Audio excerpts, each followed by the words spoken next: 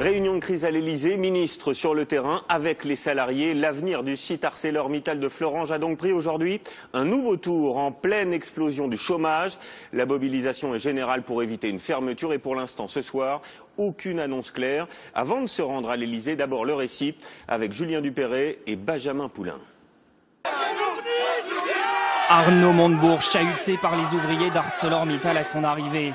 Et d'emblée, le ministre douche les espoirs. Mittal ne semble pas vouloir conserver les deux hauts fourneaux de Florange. À l'évidence, il ne vous a pas échappé, ni à vous ni à moi, que ce souhait n'était nullement partagé par les actionnaires et la direction du groupe ArcelorMittal. Face aux ouvriers, le ministre du redressement productif affirme mener des discussions tendues avec un objectif, pousser Mittal à accepter que les hauts fourneaux soient repris par une autre entreprise et il menace une loi pour forcer l'industriel est prête. Nous avons l'argument du projet de loi. C'est un projet de loi qui a été demandé par les organisations syndicales et qui est aujourd'hui sur la table de la discussion avec Mittal. Nous sommes aujourd'hui dans un bras de fer qui commence et nous allons le mener ensemble. Dans son projet, le gouvernement trouverait un repreneur pour la partie chaude de l'usine, c'est-à-dire la fabrication de l'acier avec les hauts fourneaux, tandis qu'ArcelorMittal conserverait la partie froide, celle de la transformation, et s'engagerait à investir 150 millions d'euros sur le site. Mais les syndicats préviennent, ils attendent des actes, pas des promesses. Attention, parce qu'effectivement, on peut être le cauchemar de beaucoup de monde. Mais en attendant, il faut qu'on soit le cauchemar de Mittal. Côté salarié, la plupart n'y croient plus. C'est une question de volonté politique. Et à la fin, c'est toujours l'argent qui gagne. Ils font chier. Franchement, il y en a marre. Ça vient de la résignation, parce qu'on sait très bien, enfin, ça c'est mon avis, que le poids du politique par rapport aux financiers, on fait plus de poids, c'est tout. Prochaine étape, ArcelorMittal a convoqué un comité central d'entreprise lundi pour dire quel sort il réserve à Florange.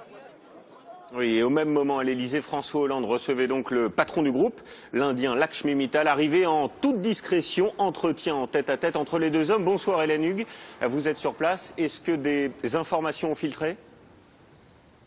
Écoutez, on ne s'en cache pas à l'Elysée. L'objectif de ce tête-à-tête, c'était vraiment de mettre un coup de pression sur l'entrepreneur indien Lakshmi Mittal. Alors, selon nos informations, eh bien, l'Elysée a particulièrement insisté sur deux points. Le premier, c'est que Mittal accepte de céder les hauts fourneaux à un repreneur. Le deuxième point, eh bien, que Mittal réinjecte un maximum d'argent sur la partie du site de Florange qu'il souhaite conserver. Alors, aucune annonce n'a été faite à l'issue de cette réunion. Lakshmi Mittal n'aurait pas donné de réponse définitive, ne fermant donc pas la porte à ces éventualités.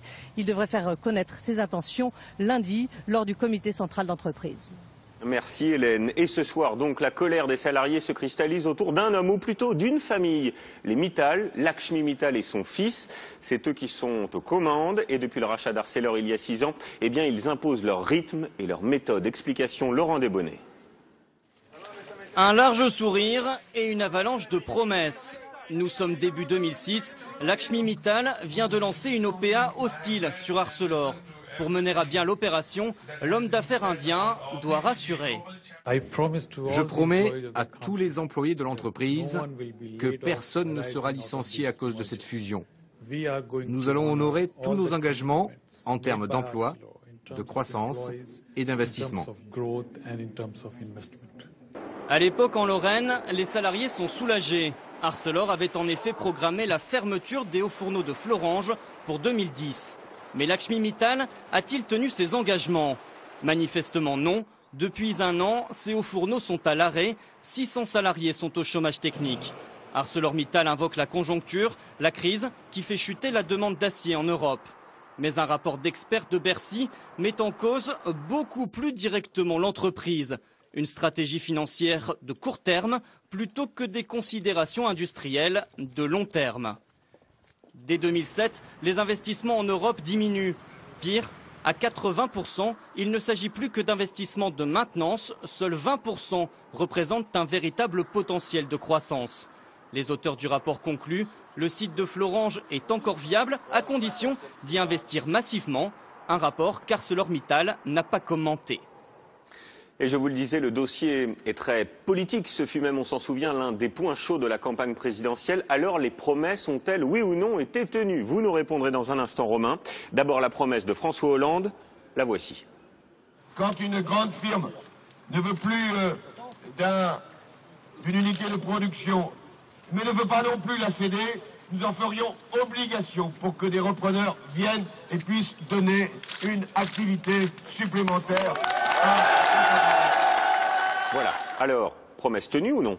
Alors soyons clairs, Julien, ce jour-là, juché sur son camion à Florange, François Hollande n'a pas promis aux salariés d'ArcelorMittal de garder le Haut-Fourneau en activité. Sa promesse à l'époque, vous l'avez entendu, et Arnaud Montebourg l'a répété cet après-midi, c'est une loi qui aurait pour cible les entreprises comme ArcelorMittal qui font des bénéfices, qui sont très rentables, qui veulent se débarrasser d'un site industriel mais qui refusent de le céder à un repreneur ou à un concurrent. Eh bien cette loi, elle obligerait ArcelorMittal à céder son usine à un éventuel repreneur. Alors pourquoi n'a-t-elle pas été votée, tout simplement, depuis l'élection de François Hollande? Eh bien pour deux raisons. D'abord, tout simplement parce qu'en réalité, très peu d'usines en France, à part Florange, seraient concernées par cette loi.